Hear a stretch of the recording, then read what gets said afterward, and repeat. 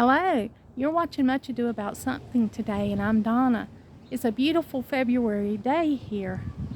The sun is shining. It's been shining most of the day, and it's just beautiful. I thought it would be a great time to get out here in the backyard and do some of the chores that I've had on my list. Donald did get the chicken run done, so the chickens are able to get out and enjoy some sun and eat outside. Ollie, we're training Ollie. He is wanting to herd, H-E-R-D, these chickens. And we're still training him. He's not been around chickens a lot, so he's still being trained how to leave these chickens alone. Ollie, no, come on. He is such a good dog and such a smart dog. I know it won't take him long to learn to leave those chickens alone. He had to learn to leave the bunnies alone too. He thinks everything's out here to play with him. Say, this is my backyard and I'm responsible for everything out here. But today, I wanted to just talk with you about this big compost pile that's here in the backyard. When Donald and I first moved here, his grandma gave us a little stick in a bucket, and it was a little maple tree start. And we planted it, and it became a huge maple tree. Well, after a while, it grew so big, and it was so close to the house that we had to, it became a hazard. We had to have it cut down after a few storms. One limb broke off and crushed our deck steps, and then we had another limb fall that it just became a hazard, so we decided that we'd have to cut this maple tree down. So about 4 years ago we had it cut down, and this has been a pile that's been in our backyard ever since. Now, most people living in a development wouldn't leave this in their backyard. It's not aesthetically pleasing. But this is the thing about this tree stump and this part of the tree, the limbs and the leaves that Donald's put here and the grass clippings, it's just become like our natural compost pile, our compost pile out here in the backyard. This is the year that we're going to be raking through it and harvesting the compost that's come out of it. I've already got 3 5-gallon buckets this morning. Ollie, leave the chickens alone. Come on, Ollie, over here. But we're harvesting some of the compost this morning. That's my chore. You can see in this bucket the rewards of this. There's some weeds starting to grow in here. About 40 years ago, when they bought this farmer's field and put a housing development on it, there's a lot of weeds that's still coming from that field. And we've worked hard to eradicate them, but Bermuda grass, or crabgrass we call it here, is it grows in almost everything. So you'll see a lot of that in the compost pile because it's broke down and everything's looking for the good soil. It's ready to grow in here.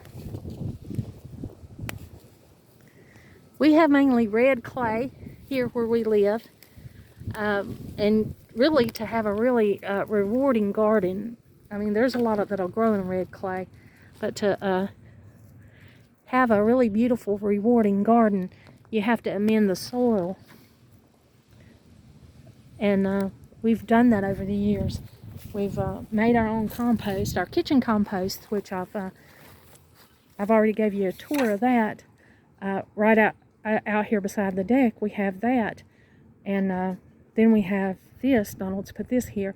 Of course, this won't, when this is gone, we won't have another tree stump to go here and be able to make this wood compost like we have here. But as you can see, it is just rich. It is just a rich soil. It has broke down into a beautiful black soil, which gardeners call this black gold because it's just composted down into some beautiful organic, nothing on this, nothing but a natural breakdown system, a decomposition of the wooden bark with some leaves added and sometimes some grass clippings. It's beautiful. I mean, only if you know the value of it. It's not aesthetically pleasing in the middle of a neighborhood, I'm sure. We have a fenced-in backyard here. We're fenced in. So our little micro farm back here is it's mainly, it's not just, glaring, but we do clean it up every spring. It gets bare and it gets a lot of things, but every spring we get out here and clean it up and get rid of a lot of the stuff that's not needed. Right now I'm harvesting this compost. But there are many chores that I'll be needing to do out here as it starts to get beautiful and warm up.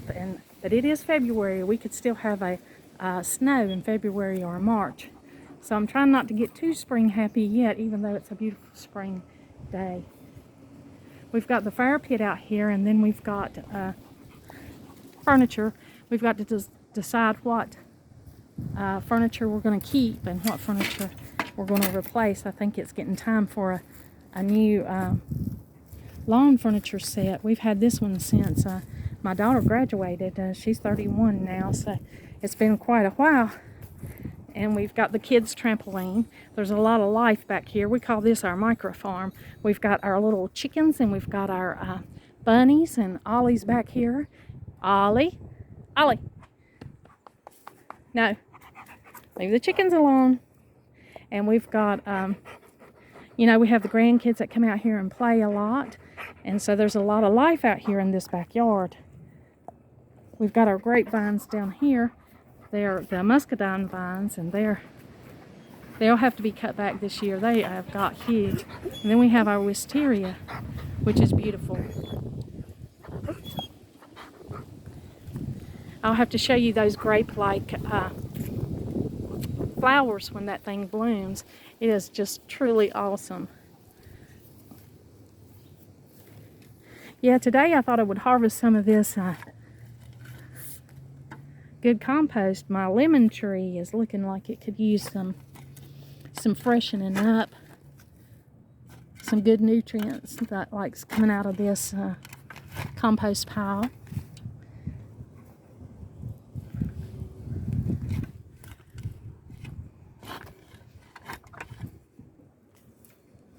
The old saying, somebody's enjoying shade because somebody else planted a tree years ago.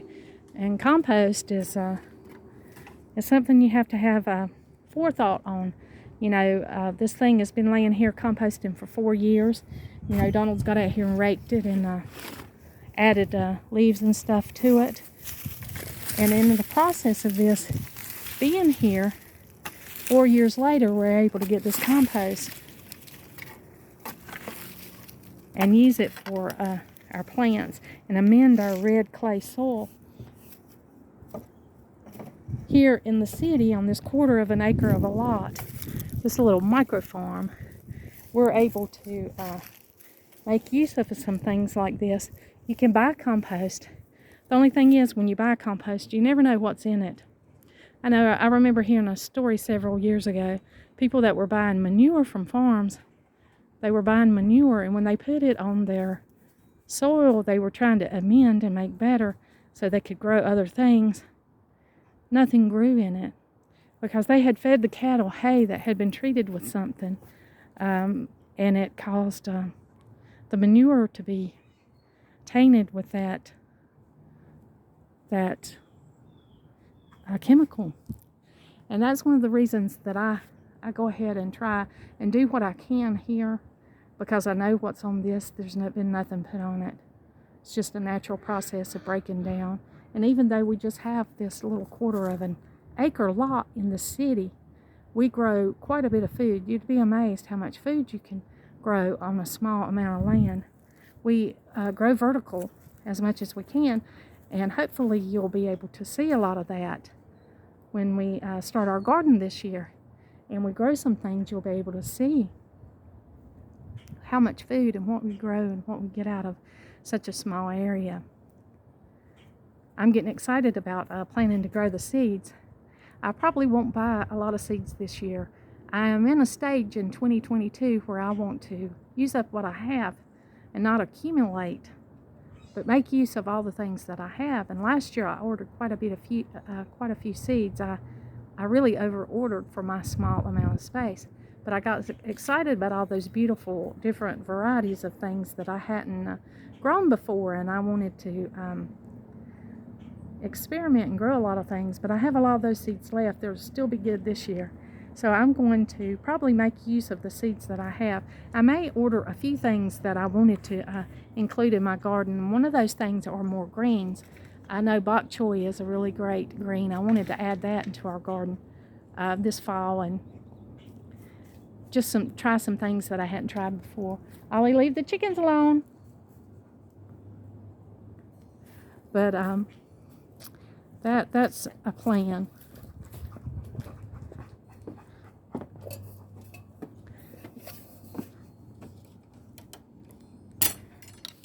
It's a lot of work to keep a small space looking clean, and you know, it's not just a landscaped area where we don't do very much out here. We use this out here and we grow. This is the compost I've already harvested this morning. I already got out of our compost pile. Look how rich and beautiful it is. And this is 2 5-gallon buckets, and I'll get one more 5-gallon bucket out there today, and I'll have that compost to amend the soil and amend the plants that I have inside, especially my little Norfolk Island pine and some of those things. They love this compost because it's broken down wood, and it has, you know, the kind of things that would be in a forest that they enjoy. I also have the you know, the kitchen compost pile, and I know that you saw that before. The kitchen compost pile that's right here near the house, and it's still here. You know, it was right here, and it got full, so Donald lifted it up and brought it over here, and now this is getting full. And you know, it's just all kitchen compost. Some paper, if there's any kind of raw paper that doesn't have ink or anything on it, I'll throw it in here. And then he does put lawn clippings in here in the summer. When he clips the lawn, he'll empty his bag in here, but it's mostly kitchen scraps. And this thing that we've had here for years, this compost bin, it has really really worked for us. And of course, right here where it's broke down, it's still black and beautiful. The soil is.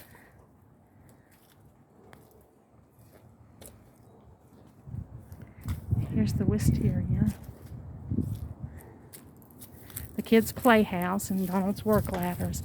He still uses a lot of those things to work with, and we don't have a garage or even a room to build a garage on this lot. So I think he gets as creative as he possibly can trying to store his stuff out here. But we do clean it up every spring. Every spring we get out here and clean our lot up and haul off or give away whatever we are not using anymore. And it's getting time to do that. It's getting about time to do the spring cleanup. Well, it is beautiful out here. It feels great. It feels good to get some natural vitamin D.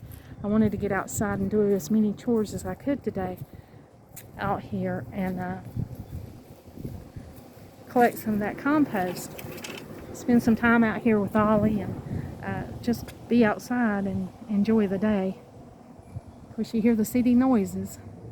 That's what you hear when you're in the city. Whenever I visit my family that are out in the country or out in the mountains, I always am amazed about how quiet it is out there, because in the city there's always some kind of background noise. You're always hearing other people when you have this many houses in a development, and then you hear the noises, you know, the trucks and the trains and all the city noises, the traffic that are going on every day.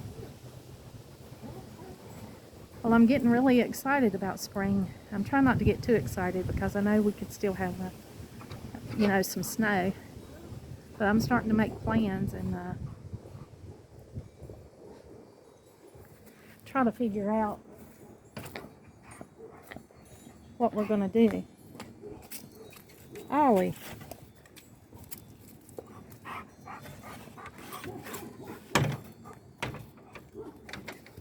We got Judy Hops here.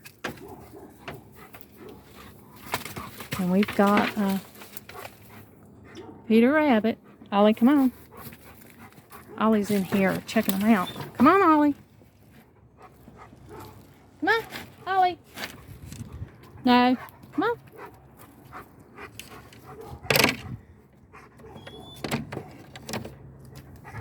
I don't think Ollie really wants to have other animals on the farm. He wants to just protect his property and not necessarily have other animals. Ollie, leave the chickens alone. Come on. He's a good dog, and he'll be trained and he'll listen to us. It's his first year raising chickens, so he's not quite sure. And rabbits, we got the rabbits. They're new this year. So he's well, we got them, at the end of last year, but we hadn't had them for a year. So he's gonna have to learn how to behave. Well, I'm going to enjoy the rest of the beautiful sunny day today. Thank you for joining me. Let me tell you about our compost and let me show you around a little bit. Talk to you about our plans for the spring. I hope you're happy wherever you're at and you're making plans for the spring and that you're getting excited about the warm weather if you have some. Thank you for joining me today, and like always, until next time.